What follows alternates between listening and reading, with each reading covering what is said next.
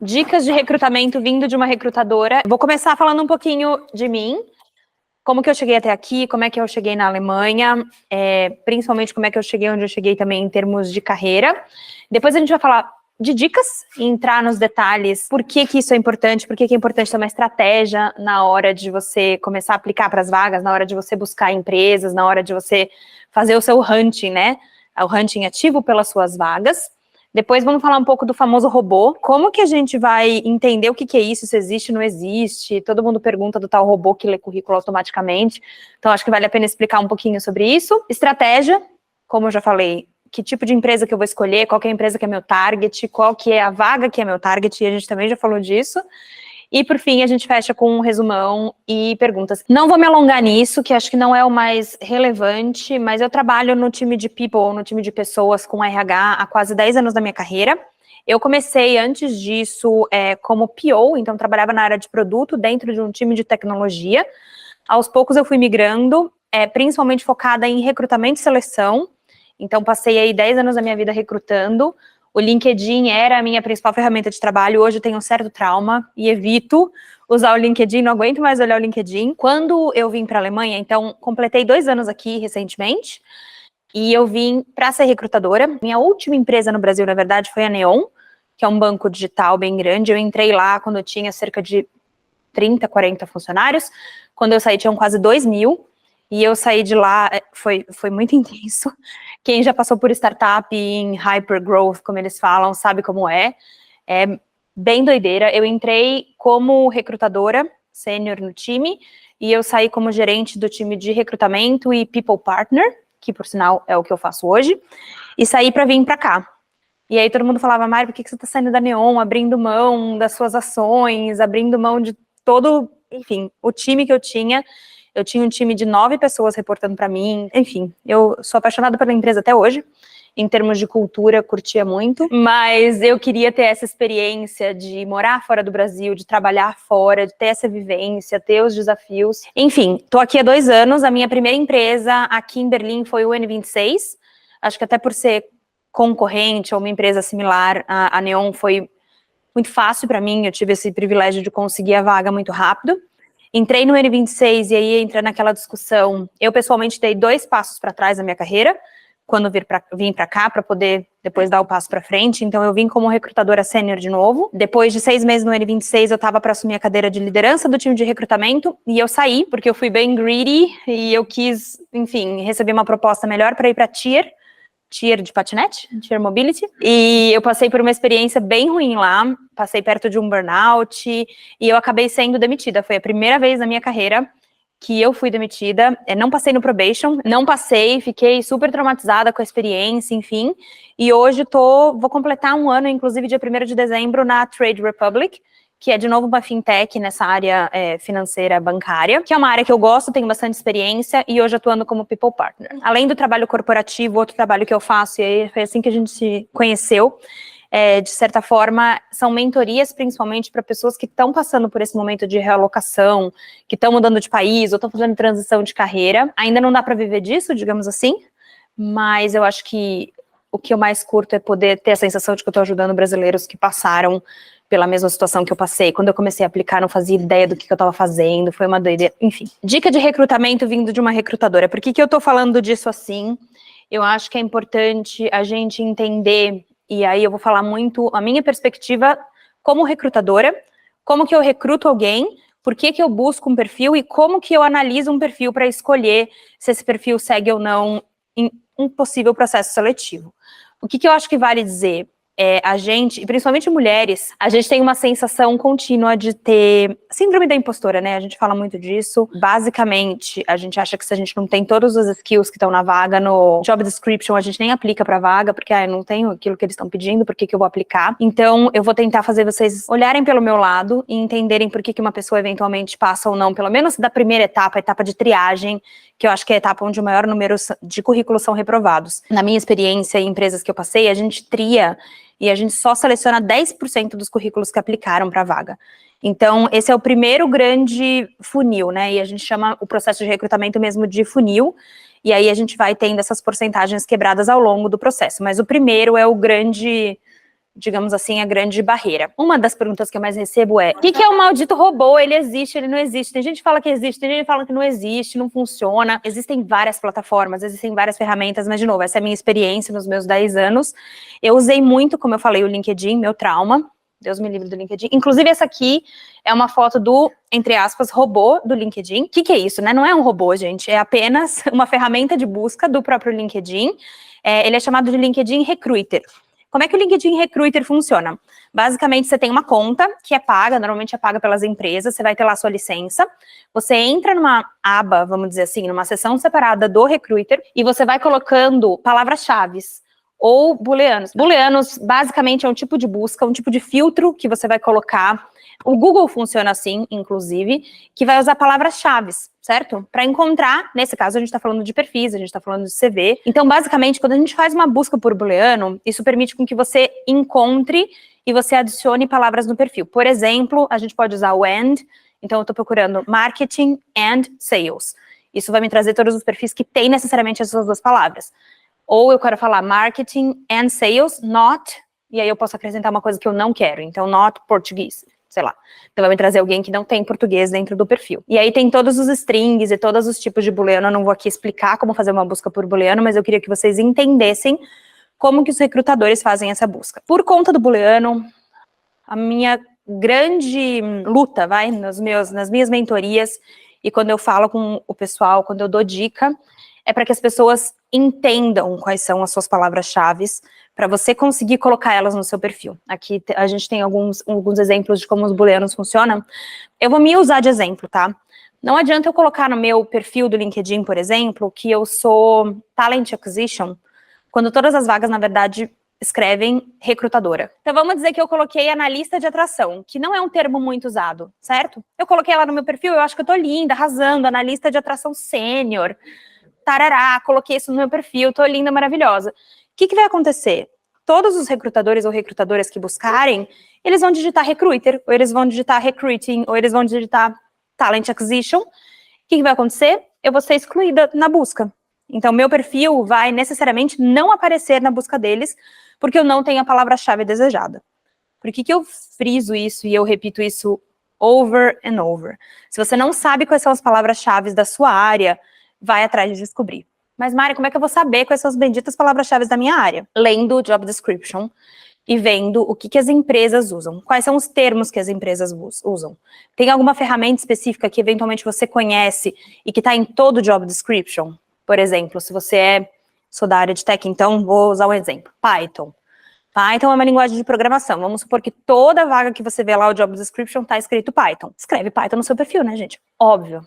Se você usa Python e se você conhece a ferramenta. Não adianta a gente mentir, você vai passar na triagem de currículo e você vai deixar só o recrutador ou a recrutadora super frustrada, porque você não tem aquela qualificação ou você não tem aquela ferramenta ou palavra-chave. Então, voltando, booleanos, é assim que o tal robô funciona, através do LinkedIn Recruiter, que é essa ferramenta onde a gente faz essas buscas por booleanos. Booleanos podem ser or, nesse exemplo, marketing or sales. Se você tiver uma dessas duas palavras no seu perfil, você vai retornar na minha busca. Ou pode ser marketing and sales, então só necessariamente as pessoas que têm essas duas palavras vão aparecer para mim. Ou eu posso colocar marketing not sales. Ele vai excluir todos os perfis que têm a palavra sales no próprio LinkedIn. Quais são os principais campos, né? E aí a gente pode até ver, essa foto tá cortada, mas você consegue ver onde que ele vai procurar as palavras-chave. No job title, então literalmente naquela parte que você põe o nome do seu cargo, localização, obviamente, mas as skills, então aquelas competências que você vai colocar. Aqui embaixo, não dá para ver, obviamente, mas a gente tem alguns outros. O header, então logo abaixo do seu nome, o header é um dos que mais sai na busca. O about, ou sobre, aquele textinho inicial. Esses são os principais campos onde ele busca. Quanto mais vezes a sua palavra aparece, mais você sobe no ranking também. Se você tiver Python, por exemplo, 3 vezes no seu perfil, você vai ficar no ranking acima de uma pessoa que tem Python uma vez só. Tem gente que fala pra mim, Mari, eu já pus o meu header, recrutadora. Eu preciso colocar recrutadora no about? Eu preciso colocar recrutadora no job title? Precisa, porque isso faz com que seu perfil também suba no ranking. E aí, o que eu quero dizer com subir no ranking? Quando eu clico Enter, nesse exemplo aqui, a gente pode ver que teve 42 mil candidatos que apareceram para mim. Eu, como recrutadora, eu não tenho condição de triar 42 mil perfis. Como é que eu faço isso? Eu pego os 10 primeiros da lista, os 100 primeiros da lista, depende, claro, da vaga, da complexidade, e eu separo esses perfis. Então, tem um quesito sorte, tem um quê de quanto que seu perfil tá ali, quanto que o recrutador está disposto ou disposta a fazer essa busca, mas você também tem que usar a ferramenta ao seu favor para que você suba no ranking cada vez mais. Mas o que eu queria mostrar para vocês é que aqui embaixo do nome da pessoa, eu consigo, e isso também influencia no ranking, eu consigo ver se ela se aplicou ativamente para a vaga na minha empresa, isso faz com que ela suba. Se ela tá, e aí isso é muito polêmico, o pessoal me pergunta bastante, se ela tá open to work, sabe aquele selinho verde que aparece? Isso também faz com que você suba mais ainda no ranking. O open to work, ele tem duas modalidades. Ou só para recrutadores, e a segunda que é para toda a sua rede. As duas funcionam principalmente se o recrutador tem essa ferramenta paga do Recruiter, isso vai aparecer aqui embaixo, ó, Open to New Opportunities. Isso significa que essa pessoa selecionou aquela primeira opção que é só para recrutadores verem, certo? Como recrutador, eu fiz a minha busca, saíram 42 mil candidatos, eu vou falar assim, eu não vou triar 42 mil currículos, não tenho tempo para isso. Deixa eu ir direto nos 83 que colocaram no LinkedIn que eles estão abertos à oportunidade. O que significa que eu, como recrutador, eu tenho mais chance de ter sucesso fechando a minha vaga com essas 83 do que eventualmente abordando os 40 mil que não estão interessados em outro emprego. Inclusive, tem uma das licenças, que é uma das mais caras e mais complexas, onde eu consigo ver que você aplicou para mais de uma vaga na minha empresa. Isso interfere, você vai subindo cada vez mais. Eu só falo para tomar cuidado, eu estou explicando como o robô funciona, certo? Isso vai subir o seu perfil, mas não necessariamente isso significa, ou isso é muito bem visto, porque você está atirando para todos os lados de certa forma. Então, a gente tem que ter um cuidado muito grande entre o quanto que você quer fazer o robô te notar, certo? O quanto que você quer subir na busca, versus o quão você vai parecer uma doida, não é mesmo? Aplicando para 97 vagas. Mas, enfim, pode aplicar para mais de uma, que isso vai fazer com que o seu perfil suba também. Eu sou, pessoalmente, muito fã do LinkedIn, quer dizer, não para usar como recrutadora, não aguento mais, mas como candidata, eu acho que é uma das melhores ferramentas que tem para você conseguir mandar o seu perfil. Eu falo muito disso também nas minhas mentorias. Tem como você montar o seu CV a partir do seu perfil do LinkedIn, ele constrói automático, inclusive com as imagenzinhas e tudo. Realmente, hoje eu falo, não tem por que a gente perder tempo, investir muito tempo fazendo um CV, eu vou fazer no Canvas, eu vou fazer rosa. Eu não tô nem aí. Eu quero saber se a pessoa tem a skill que eu preciso, eu quero saber se a pessoa tem o conhecimento que eu preciso. Todas as dicas que eu tô dando, de novo, é baseada no meu tempo de experiência, fazendo isso há mais de 10 anos, mas existem recrutadoras, por exemplo, e recrutadores que eu conheço, que adoram ler um currículo feito no Canvas. Eu, pessoalmente, detesto. Quanto mais simples para mim de ler, melhor. A não ser que você tá aplicando para uma vaga de design gráfico, aí talvez isso vá ser considerado, mas ainda eu, que por muitos anos contratei desenvolvedor, assim, colocou corzinha, colocou, meu Deus, próximo, não tenho saco pra isso. Mas, enfim, a gente também é humano e a gente também vai com a cara, achou o currículo bonito, achou o currículo... Acontece. O que eu quero ver como recrutadora? Eu vou olhar, eu vou falar do LinkedIn de novo, eu vou olhar o seu header, você tem a palavra-chave que eu tô procurando, eu vou bater o olho no seu about, ler a primeira linha, ver que é aquilo, vou olhar no máximo, a primeira experiência, uma empresa legal, um tempo razoável, chama para entrevista. E eu quero falar um pouquinho de encontrar os seus booleanos. Então, a gente falou muito de como é que o recrutador te encontra, como é que você encontra as palavras-chave para você colocar no seu perfil. A primeira, como eu falei, é lendo job description. Faz uma listinha, abre um Excel e vai anotando todas as palavras que aparecem no job description para você saber quais são elas e você estar preparado para fazer isso. Segundo, entra no perfil da própria empresa. Se não tem vaga, por exemplo, no LinkedIn publicada, entra no perfil da própria empresa e vê como é que eles posicionam. O time de dev é chamado de desenvolvedores, é chamado de engineering, é chamado de software, não sei. Então, cada lugar pode ser de um jeito, descubra qual que é o da sua empresa-alvo e faça o seu LinkedIn ou o seu perfil a partir disso. E não achei nada, a empresa não tem site, não achei job description nenhum, como é que eu procuro? Perfil de outras pessoas. Tem um ditado, que nada se cria, tudo se copia, não é mesmo? E não deixa de ser mentira. Entra no perfil de outras pessoas, entra no perfil de outras recrutadoras, vê como é que elas escreveram sobre a experiência. Eu não tô falando para você copiar, eu tô falando para você entender como é que o mercado posiciona um perfil A ou um perfil B. E esse aqui é um exemplo da busca que todo mundo já deve ter feito no próprio LinkedIn. Eu coloquei só recruiting e aí aparecem as vagas. Por que é legal você também ter as palavras-chave, só para fechar aqui, as palavras-chave no seu perfil? Uma vez que seu perfil está feito, a busca que você faz no próprio LinkedIn normal, a busca ativa por vaga, vai retornar vagas que também tem as palavras-chave que estão no seu perfil. Então o match acaba sendo dos dois lados e bem relevante. O que vale mais, né? A aplicação ativa, o hunting ativo do recrutador ou a indicação? A indicação é o que mais vale. Normalmente, se você é indicado, e aí acho que é por isso que a gente está aqui, junto, fazendo network, se conhecendo, indicação é o que mais pesa. Inclusive, a maior parte das empresas tem programa de indicação. Na minha empresa, eu não sei nem por que é esse valor, mas as pessoas chegam a ganhar 1.000 euros, 2.000 euros, se a sua indicação é aprovada na vaga. Então, com a sério, eles levam isso a ponto de pagar para as pessoas. Quanto mais sênior o candidato que você indica, mais dinheiro você ganha. Por quê, Mari? Por quê? Por que faz isso? Eu não vou indicar alguém que eu não conheço. Eu não vou colocar a minha mão no fogo por alguém que eu não sei que o trabalho é bem feito. Então, quando você é indicado, você já tem muito mais chance de ir logo para a primeira entrevista. Aí fica para você conseguir passar para as próximas etapas.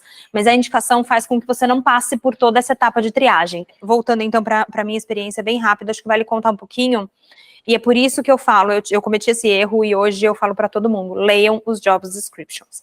Eu, na época, era gerente do time de recrutamento e people partner. E eu comecei a aplicar, comecei a olhar a vaga, e aí eu vi uma vaga no N26, que é onde eu vim trabalhando, uma vaga de coordinator de talent acquisition. Falei, nossa, é isso, coordenar o time de talent acquisition, vou me aplicar para essa vaga.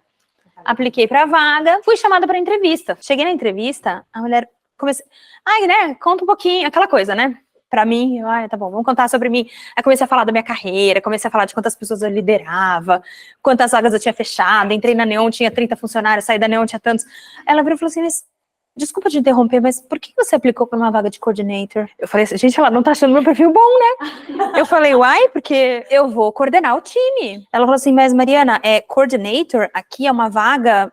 logo depois do estágio, assim. É como se fosse um trainee, um júnior, é uma pessoa... coordinator. E aí, a minha mente, na hora, eu fiquei tão desconcertada, eu assim, meu Deus, é uma vaga de entrada. Então, o que eu tô querendo dizer também? Por isso que é importante a gente olhar os job descriptions. Se eu tivesse visto com muita calma e eu tivesse entendido o mercado, eu ia ver que vaga de coordinator... Aqui, o que é um coordenador? Você vai coordenar a ligação telefônica...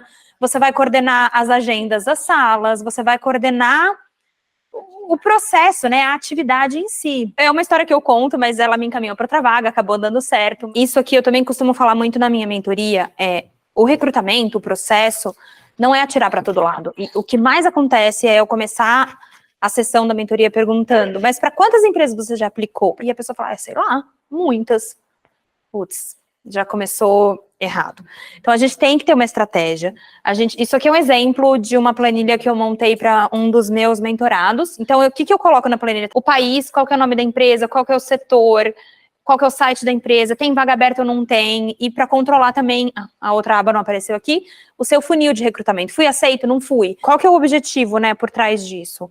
É você conseguir mapear o que traz sucesso para você baseado no seu perfil e o que não traz sucesso. Não adianta, eu tenho aqui Netherlands, né, não adianta eu aplicar e perceber que eu sempre sou rejeitada em empresas em Netherlands. Então eu não vou tentar a Holanda de novo, eu vou tentar, e aí você vai mudando a sua estratégia e você consegue adaptar melhor. Quando a gente, como recrutador ou como o hiring manager, né, que eles falam, faz o job description, a gente faz a wish list, né, tudo que a gente quer. Então eu coloco lá, recrutadora, com 10 anos de experiência, com não sei o quê. Você coloca, assim, todos os requisitos possíveis. O candidato perfeito não existe. E aí também vai muito de timing, quantas pessoas você já entrevistou, qual que é a urgência para fechar a vaga, quanto que você tem de budget de disposição para treinar essa pessoa. Então, eventualmente, a pessoa não tem 100% das qualificações, eu preciso que ela tenha certificação ISO, sei lá das quantas. Vale a pena contratar alguém que não tem, que eventualmente é até mais barata, e aí eu treino essa pessoa? dou treinamento. Então, tudo depende também do quanto que a empresa está disposta a ser flexível. Mas, em geral, eu diria, não tenho todas as qualificações, tenho 50%, 60%, tenta. O não você já tem. O máximo que vai acontecer é você não ser aprovado, é você não passar na triagem de perfil. Os headhunters, eles trocam, sim, entre si, trocam um candidato, tem até ferramentas em comum, principalmente se é na mesma bandeira, né, ou se é a mesma empresa, por exemplo, a Page, tem Michael Page, tem Page Personal, eles têm vários tipos de bandeira e troca candidato. Normalmente, se você é in-house, recrutador in-house, é um pouco menos comum, pode ser que aconteça, tem um candidato incrível, você quer ajudar essa pessoa, você compartilha, mas normalmente é mais headhunter que faz isso. Quando eu estava na Neon liderando o time de recrutamento, eu sabia as vagas que no caso eram só mulheres, mas que as minhas recrutadoras tinham aberto. Então, às vezes eu estava entrevistando um cara que se aplicou para a vaga de diretor de tecnologia, e eu falava assim, puta, não vai rolar para diretor, mas eu sei que a Ana tem uma vaga de gerente, que quer que seja, né, ou a vaga de outra área, enfim. Olha, se eu gostei do seu perfil, não funciona para minha vaga, mas eu sei que alguém do meu time, não sei o status, às vezes a vaga já fechou, mas eu tenho uma outra possível vaga, você topa? Então é comum, pelo menos comigo acontecia muito, e foi o que aconteceu comigo. A vaga que eu fui encaminhada, né, que era a vaga de recrutadora sênior, ela nem estava aberta. Então eu me apliquei para a vaga de coordenadora, pelo jeito, ela queria abrir essa vaga, ela estava pensando em abrir, eu não sei o que tinha acontecido, e aí conforme, obviamente, meu perfil passou no robô, porque eu tinha todas as qualificações, mas no final deu certo. É isso, gente, obrigada.